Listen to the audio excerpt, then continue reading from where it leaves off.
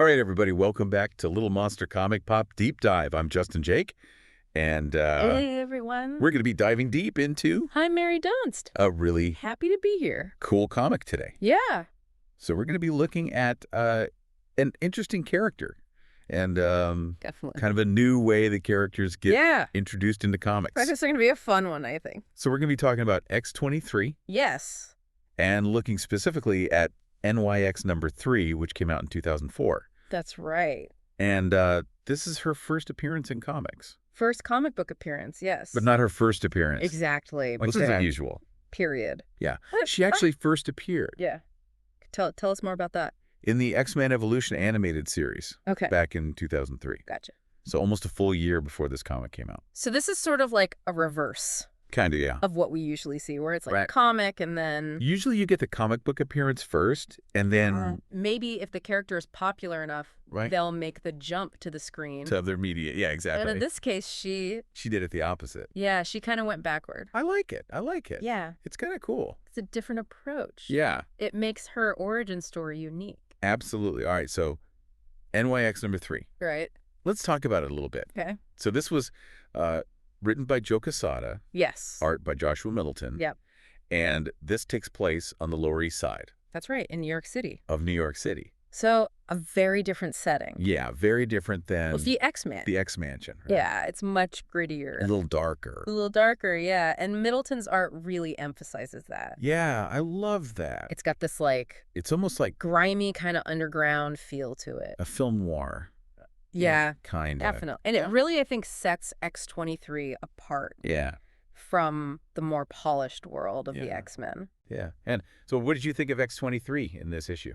Oh, she's amazing. I mean, right off the bat, you notice the Yeah. adamantium claws. Right. So there's an immediate connection to Wolverine. Yeah, you can't miss that. Yeah, you can't miss that. Big Wolverine fan, so yeah. when I saw her, I was like, Right. it's cool. Yeah, but it's more than just the claws. Yeah. It's the way her healing factor is presented. Mm-hmm. It's almost more visceral, Yeah. more brutal, even than how it is with Logan. I was going to say it's a little Yeah. more intense. It's intense.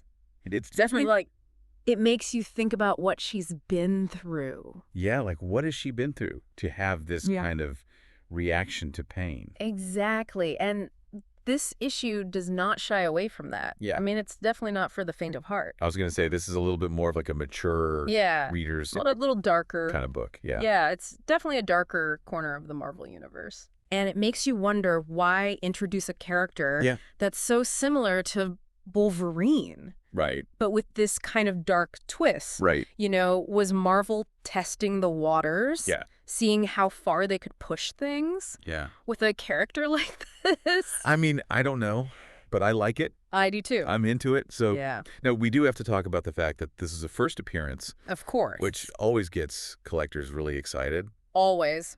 And we're seeing a price range of about $40, Yeah, $450 for this issue, it's a pretty big jump. which is a pretty significant jump. Yeah, and I think you have to remember Yeah. she already had a fan base Right. from the animated series Right. before this book even came out. Right. She was already Just not typical. an established character Right.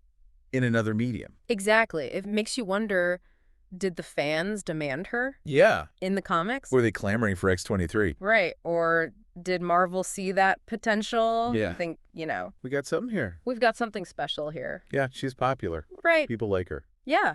Let's get her to the books. Let's do it. I don't know the answer to that question, but either way, Either way, pretty exciting. it's a really exciting time for X-23, for Wolverine fans, Yeah. for anyone following Marvel in general, yeah. what was happening over at Marvel Yeah. at the time. All right, so this is just the beginning Absolutely, just the beginning. of X-23's story. Yeah, it sets the stage for everything that comes next. Yeah. And she goes on to become Right. a major player in the Marvel Universe. Yeah. It's really cool to see her evolution.